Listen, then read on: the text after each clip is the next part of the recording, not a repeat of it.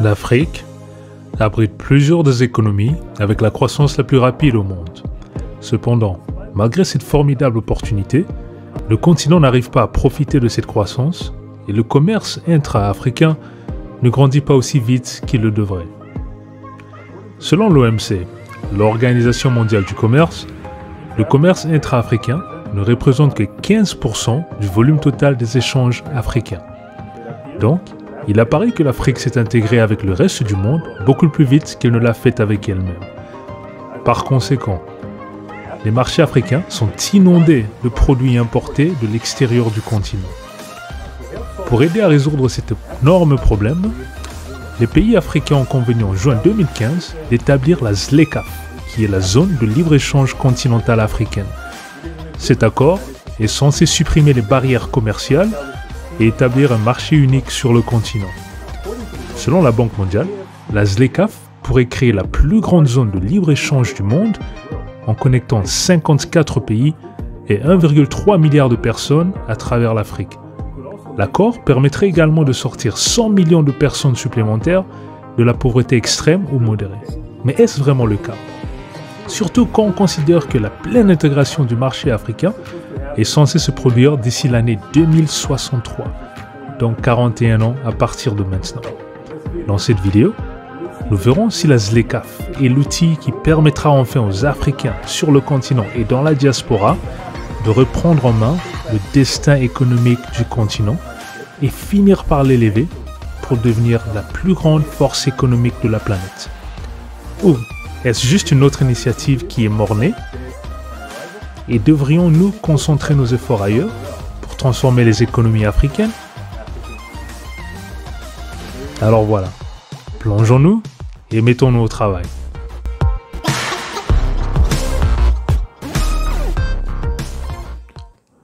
Salut la famille, bienvenue sur Afrikili. Pour rappel, le mot Afrikili est une contraction des mots Afrique et Akili, qui signifie intelligence en Swahili, la langue africaine la plus parlée en Afrique. Alors Afrikili signifie intelligence africaine. Si vous êtes lecteur de notre blog en ligne sur www.afrikili.com, vous savez qu'Afrikili milite pour la création d'un État fédéral des États-Unis d'Afrique en se concentrant sur 3 piliers: l'histoire panafricaine, le business et l'action politique panafricaine. Si vous n'êtes pas encore inscrit sur notre blog, veuillez le faire en saisissant votre adresse email sur le site web. Aujourd'hui, nous allons nous concentrer sur le business panafricain. Spécifiquement, nous discuterons si la zone de libre-échange continentale africaine, la ZLECAf, est l'outil qui permettra enfin aux Africains sur le continent et dans la diaspora de reprendre en main le destin économique du continent et finir par s'élever pour devenir la plus grande force économique de la planète. Est-ce vraiment important d'avoir une intégration économique continentale et transformer l'Afrique en un seul marché unique? Eh bien, commençons par regarder la situation actuelle lorsqu'il s'agit du commerce sur le continent africain. Alors, juste pour être clair, par le mot commerce, je veux dire l'action d'acheter et de vendre des biens et des services. Alors, un des nombreux paradoxes en Afrique est que le continent abrite des économies avec la croissance la plus rapide au monde. Et pourtant, malgré cette formidable opportunité, le continent n'a pas réussi à intégrer ces économies et profiter de cette croissance. Le commerce intra-africain, ou le commerce entre les différents pays africains, ne grandit pas aussi vite qu'il le pourrait. Selon l'Organisation mondiale du commerce, l'OMC, le commerce intra-africain ne représente que 15% du volume total des échanges africains. Si on compare avec d'autres régions, le commerce intracontinental représente environ 51% en Amérique du Nord, 49% en Asie, 22% en Amérique latine et environ 69% parmi les pays d'Europe occidentale. Lorsqu'il s'agit de commercer avec l'extérieur, l'Afrique exporte encore des ressources naturelles et des matières premières et elle importe des produits transformés. Ces marchés sont inondés de produits importés de l'extérieur du continent. Alors par conséquent, l'OMC rapporte que la part de l'Afrique dans le commerce mondial est inférieure à 3%. Cependant, gardons à l'esprit que dans de nombreux pays africains, une grande partie de leurs économies est informelle et donc difficile à mesurer. Cela étant, si vous regardez ce graphique du FMI, qui visualise l'économie mondiale de 94 000 milliards de dollars en décembre 2021, vous verrez que l'Afrique représente environ 2,5 billions de dollars, qui représente environ 2,6% de l'économie mondiale. Si vous le prenez du bon côté, cela signifie que l'Afrique a un énorme potentiel pour développer ses exportations hors du continent, mais aussi développer son commerce à l'intérieur du continent. Il convient de noter qu'il y a des CER, qui sont des communautés économiques régionales, qui ont déjà été créées dans différentes régions africaines pour réduire les barrières commerciales et améliorer les échanges entre leurs États membres. Voici quelques exemples de ces communautés qui ont été créées. Il y a la CEEAC, qui est la Communauté économique des États de l'Afrique centrale, créée en décembre 1981. Il y a l'UMA, qui est l'Union du Maghreb arabe, créée en février 1989. Il y a le COMESA, qui est le marché commun de l'Afrique orientale et australe, qui a été créé en 1994. Nous avons la CEDEAO, qui est la communauté économique des États de l'Afrique de l'Ouest. Il y a la CENSAD, la communauté des États sahélo-sahariens, créée en 1998. Il y a le CEMAC, communauté économique et monétaire de l'Afrique centrale. La EAC, qui est la communauté de l'Afrique de l'Est. Nous avons la SADC, qui est la communauté de développement de l'Afrique australe, etc. Ces initiatives régionales sont très louables, mais elles ne sont vraiment pas très efficaces. Certaines d'entre elles, comme la CEAC, la communauté de l'Afrique de l'Est, sont actives, tandis que d'autres, comme l'UMA, n'ont pas pu réaliser de progrès tangibles en raison de divers facteurs économiques et des désaccords politiques. Malgré l'existence de ces serres, le marché africain reste très fragmenté et les coûts du commerce intra-africain restent très élevés. Comme vous pouvez le voir sur cette image, c'est un véritable désordre. Chaque nation africaine fait partie de l'Union africaine, qui est le grand cercle englobant tous les pays. Et puis, ces mêmes nations font encore partie des différentes CER qui se chevauchent. Comme je l'ai dit, c'est un désordre. Et à cause de ce désordre, l'Afrique s'est intégrée au reste du monde beaucoup plus vite qu'elle ne l'a fait avec elle-même. Non, pour aider à résoudre ce déséquilibre et ce problème commercial énorme, les États membres de l'OUA, qui est l'Organisation de l'Unité africaine, se sont accordés en 1991 sur une feuille de route pour la création d'un marché commun africain. C'était le traité d'Abuja de 1991 au Nigeria. Lors des réunions menant à la signature du traité, les nations africaines ont accepté de travailler pour la création de zones de libre-échange, des unions douanières, un marché unique, une banque centrale et une monnaie commune. Mais il a fallu 24 ans aux nations africaines pour enfin commencer à agir sur le traité d'Abuja. C'était en juin 2015, lorsque les États membres de l'UA, l'Union africaine, se sont convenus d'établir officiellement la ZLECAf, qui est la zone de libre-échange continentale africaine. À ce jour, janvier 2022, 37 des 54 États membres de l'Union africaine l'ont ratifié, faisant de leur pays des membres officiels de la ZLECAf. Alors, qu'est-ce que la ZLECAf exactement? Eh bien, c'est un accord qui vise à créer un marché unique des biens et des services afin d'augmenter le volume du commerce intra-africain et renforcer l'intégration économique du continent. Cet accord est censé supprimer les barrières commerciales et rendre plus facile le déplacement des gens à travers le continent africain. Selon la Banque mondiale, la ZLECAf pourrait créer la plus grande zone de libre-échange au monde en connectant 54 pays et 1,3 milliard de personnes à travers l'Afrique. L'accord pourrait également sortir 100 millions de personnes supplémentaires de la pauvreté extrême ou modérée. Alors, est-ce que la ZLECAf est l'outil qui va enfin permettre aux Africains du continent et de la diaspora de reprendre en main son destin économique, la ZLECAf est-elle l'outil qui mettra l'Afrique sur la bonne voie pour finalement devenir la plus grande force économique de la planète? Eh bien, une chose est sûre, l'établissement d'un marché unique et l'élimination des barrières commerciales créerait une puissance économique. Un marché continental africain avec 1,3 milliard de personnes en ce moment et une projection de 2,5 milliards de personnes en 2050 serait si grand que cela permettrait aux entreprises de se développer de manière significative et devenir des leaders mondiaux. Un bon exemple peut être vu avec les entrepreneurs africains comme Aliko Dangote, Mo Ibrahim et Strive Masiyiwa, juste pour en nommer quelques-uns. Ils sont tous devenus milliardaires en mettant en place une stratégie panafricaine et en développant leurs activités dans plusieurs pays africains. Aliko Dangote, par exemple, est le magnat des affaires nigérian de 64 ans, PDG du conglomérat industriel appelé le groupe Dangote. Il se trouve qu'il est également la personne noire la plus riche au monde, avec un patrimoine estimé à 13 milliards de dollars américains. Il a d'abord fait fortune en négociant des produits comme le sucre, la farine, avant de devenir industriel. Sa fortune a augmenté de manière exponentielle en développant son entreprise dans plusieurs pays africains tels que le Bénin, le Ghana, le Nigeria, la Zambie, le Togo.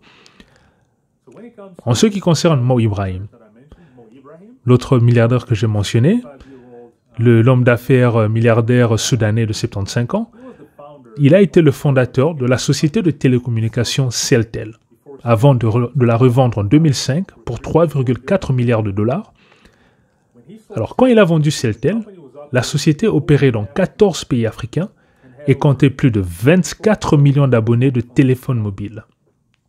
Aujourd'hui, il dirige la fondation Mo Ibrahim, qui milite pour l'amélioration de la gouvernance politique à travers l'Afrique. Un autre exemple est Strive Masiyiwa, l'homme d'affaires milliardaire et philanthrope zimbabwéen de 61. Au début des années 90, il a fondé la société de télécommunications Econet Wireless au Zimbabwe, avant d'établir des opérations et d'investir dans plus de 20 pays. Strive Masiyiwa est connu dans le monde entier pour avoir été nommé au conseil d'administration d'entreprises de haut calibre telles que Netflix, Unilever, Bank of America. Il est aussi un grand philanthrope, soutenant et éduquant plus de 40 000 orphelins à travers l'Afrique, ainsi qu'en offrant des bourses d'études pour les étudiants universitaires africains en Amérique, au Royaume-Uni et en Chine. Comme nous pouvons le voir sur ces trois entrepreneurs que j'ai mentionnés, avoir accès à des millions de clients dans différents pays africains s'est révélé très bénéfique. Maintenant, soyons clairs. Je ne veux certainement pas dire que avoir un marché continental africain unifié transformerait automatiquement tous les entrepreneurs en milliardaires ou millionnaires. Ce n'est vraiment pas ça que je dis. Cependant, nous devons noter que, habituellement, lorsqu'une entreprise peut accéder à un grand nombre de clients au sein d'un même marché avec les mêmes règles, le plus l'entreprise a des chances de grandir. D'autres pourraient aussi dire qu'à l'aide de la technologie numérique, les entreprises aujourd'hui ne sont plus bloquées par les frontières physiques et elles peuvent déjà accéder aux clients dans plusieurs pays. Cela pourrait être vrai pour les continents avec des infrastructures Internet très développées et une logistique de distribution bien établie. Ce n'est pas encore généralement le cas pour le continent africain. Donc, de nombreux entrepreneurs africains pourraient bénéficier énormément d'avoir accès à un grand marché continental et des millions de personnes pourraient sortir de la pauvreté en ayant accès à l'emploi. Outre les entrepreneurs individuels et les entreprises, tout le continent africain bénéficierait également au niveau macro d'avoir un grand marché unique, selon mon avis. Nous pouvons simplement regarder un pays comme les États-Unis d'Amérique. Imaginez si les 50 États des États-Unis étaient des pays différents, indépendants. Donc, par exemple, une entreprise basée dans le pays de, disons, la Californie, ne serait pas en mesure de vendre aux clients dans le pays du Texas sans payer des tarifs et faire face à des coûts supplémentaires juste pour se conformer aux différentes règles commerciales. De toute évidence, les États-Unis n'auraient pas l'importante base de recettes fiscales dont ils disposent actuellement pour construire le pays. Et le pays ne serait certainement pas la puissance économique mondiale qu'il est actuellement. On pourrait dire la même chose de pays comme la Chine, l'Inde, la Russie ou encore les pays européens qui ont décidé de se joindre et former un marché unique européen dans le cadre de l'UE, l'Union européenne, et ils ont compris qu'avoir un grand marché unifié fournirait la base pour acquérir un grand pouvoir économique et politique. Dans le même ordre d'idées, je crois que le fait d'avoir un marché continental unique pourrait faire de l'Afrique le premier continent économique qui profiterait aux Africains du continent, dans la diaspora, et franchement, l'ensemble de l'humanité. Cependant, il y a deux problèmes majeurs qui empêcheront la ZLECAf d'avoir son plein impact souhaité sur le continent africain. Le premier problème est que les dirigeants politiques africains disent qu'ils veulent mettre en œuvre la ZLECAf, mais ils ne s'y engagent pas vraiment. Le deuxième problème est que, comme dans les années 60, les dirigeants africains ont peur d'éliminer les frontières nationales et établir une véritable Union africaine. Examinons tous ces problèmes un à un. Si on prend le premier problème, le manque d'engagement des dirigeants politiques africains, j'ai déjà mentionné que le chemin vers un marché continental a commencé en 1991 avec le traité d'Abuja. Il aura fallu 24 ans jusqu'en 2015 pour que les responsables politiques africains au sein de l'Union africaine s'accordent finalement pour établir la ZLECAf. Et à ce jour, seulement 37 des 54 nations africaines ont ratifié l'accord. Ce n'est pas tout. La plus grande blague est que sans l'avis de leur population, les présidents africains ont décidé de pousser la mise en œuvre de la ZLECAf jusqu'en 2063, dans le cadre de ce qu'ils ont appelé Agenda 2063. C'est dans 41 ans. Ça, c'est la définition de repousser la canette au bas de la route et refuser de mettre en œuvre le changement. La plupart des présidents africains ne sont pas exactement des jeunes poulets. Ils savent qu'ils ne seront pas vivants ou en poste dans 41 ans. Donc, sans l'engagement politique nécessaire, l'intégration complète ne se produira probablement pas durant leur mandat. Ils repoussent essentiellement le problème sur la table des futurs présidents et de futurs gouvernements. Le deuxième obstacle majeur à la mise en œuvre de la ZLECAf est que les dirigeants politiques africains refusent toujours de diluer une partie de leur souveraineté pour l'établissement d'une véritable union panafricaine. Ils insistent toujours pour garder les frontières africaines tracées et imposées par les colonisateurs lors de la conférence de Berlin en 1884, et c'était au profit des nations colonisatrices. C'est le même problème que Kwame Nkrumah avait affronté lorsqu'il a proposé la création des États-Unis d'Afrique dans les années 1960. Certains présidents étaient d'accord avec lui, que la meilleure option était de créer une grande nation qui deviendrait instantanément une superpuissance et commanderait le respect lors des négociations sur la scène mondiale. Malheureusement, de nombreux autres présidents qui avaient déjà goûté au luxe du pouvoir se sont opposés à la proposition de Kwame Nkrumah. Et donc, au lieu de cela, ils ont choisi de créer l'OUA, qui est l'Organisation de l'Unité africaine, tout en continuant de diriger leurs micro-États qui avaient été dessinés par les colonisateurs. Je crois que c'est le plus gros problème qui empêchera la pleine mise en œuvre de la ZLECAf parce qu'il crée des incitations concurrentielles et des frictions entre les intérêts nationaux d'une part et les intérêts continentaux panafricains. Tout ce que vous avez à faire, c'est d'écouter les discours des présidents qui ont ratifié la ZLECAf dans le cadre de l'Agenda 2063. Ils présentent généralement leurs objectifs comme voulant d'abord maximiser le bien-être de leurs citoyens nationaux au lieu de renforcer l'ensemble du continent. Tant que leurs décisions commerciales leur profitent, ils n'ont aucun problème s'ils déciment d'autres pays africains ou même les empêchent de se développer. Ils y voient un jeu à somme nulle, ce qui signifie que le gain de leur pays équivaut à la perte des autres pays et vice-versa. À vrai dire, certains pays qui ont un climat favorable aux affaires ont déjà permis aux multinationales étrangères de s'implanter sur leur territoire et travaillent en étroite collaboration avec eux pour piller leurs voisins. Dans ce contexte, une ZLECAf sans intégration politique panafricaine n'est pas la bienvenue. Elle ne fera qu'aggraver le problème et nous ne pouvons pas l'accepter. Voyez, en décidant de créer un marché unique africain, tout en refusant de créer des États-Unis d'Afrique, les pays africains se tirent elles-mêmes une balle dans le pied.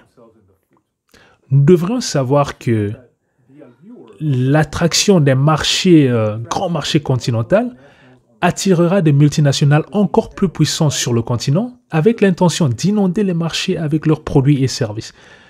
Ce qui est normal. Mais la plupart des économies africaines locales sont dominées par des acteurs informels qui ne pourront pas rivaliser avec des puissantes multinationales étrangères. Alors, en continuant de se cacher sous le voile de la souveraineté nationale, la plupart des dirigeants politiques seront libres de la surveillance de leurs pairs au niveau continental et ils continueront d'ouvrir leur nation à être exploités par le plus offrant. Il y aura une augmentation des IDE, qui sont les investissements directs étrangers, et cela permettra aux multinationales étrangères d'entrer dans l'espace de la ZLECAf avec suffisamment de ressources pour acheter des gouvernements non démocratiques et dominer les marchés africains. En d'autres termes, le maintien des frontières coloniales garantira que ce sera la continuité. Et le statu quo ne permettra certainement pas à l'Afrique de devenir une grande puissance économique prospère. Alors, que devrions-nous faire sur le continent africain et dans la diaspora si nous voulons résoudre ce dilemme? Eh bien, si nous voulons que le continent africain puisse enfin maximiser son potentiel, si nous voulons que la prospérité et les ressources soient réparties efficacement, si nous voulons que l'Afrique s'élève comme une véritable puissance économique mondiale, si nous voulons que l'Afrique soit la mère patrie dont nous pouvons tous être fiers, une chose doit arriver. Et cette chose, c'est que nous devons inclure une véritable intégration politique panafricaine dans cette équation. Nous devons renforcer la fondation pour la souveraineté collective vers des États-Unis d'Afrique fédérés. En ayant un système de freins et de contrepoids politiques au niveau continental, nous veillerons à ce que la marée monte et que tous les bateaux s'élèvent à travers tout le continent. Un continent africain prospère offrirait des opportunités illimitées pour les Africains du continent et de toute la diaspora. Mais d'autre part, le statu quo ou le business as usual ne fera pas l'affaire. Vous voyez, ce n'est pas par hasard qu'après être devenu milliardaire, des gens comme Mo Ibrahim, qui était un homme d'affaires plein de succès, a décidé de changer le cap et de se focaliser pour fournir des outils destinés à améliorer la gouvernance politique à travers le continent africain. Il avait compris que sans une meilleure gouvernance à travers l'Afrique, le continent ne maximiserait jamais son potentiel économique et social. En continuant à se tenir debout individuellement, les pays africains qui étaient une création des nations colonisatrices continueront d'être trop faibles pour se faire respecter sur la scène internationale et leurs ressources continueront d'être exploitées. L'excuse de la souveraineté fournit également la couverture parfaite pour les gouvernements non démocratiques qui bénéficient personnellement du pillage de leurs ressources dans les micro-États, alors que leurs populations n'ont pas accès à la prospérité. Voyez-vous, quand vous êtes assis sur une mine d'or et que vos voisins le savent, deux choses doivent arriver. Soit vous devenez assez fort pour protéger vos ressources et faire un commerce équitable, ou vous êtes faible et vous serez bousculé ou exploité. Clairement, l'Afrique est une mine d'or et un trésor incroyable. Mais nous devons garder à l'esprit que la plupart des ressources sont limitées et ne dureront pas éternellement. Tout de même, pour des raisons que je ne comprends toujours pas entièrement, à travers l'histoire, le continent africain a été la source de tellement de ressources indispensables pour que le monde fonctionne. Même aujourd'hui, dans ce qu'on appelle la troisième révolution ou l'ère de l'information. Si vous enlevez l'Afrique, vous n'aurez pas les infrastructures ou les récepteurs pour répandre globalement la technologie. Il en va de même pour les véhicules électriques, etc. Les batteries et ainsi de suite. Il est donc temps pour une véritable union panafricaine, si nous voulons transformer le destin économique du continent.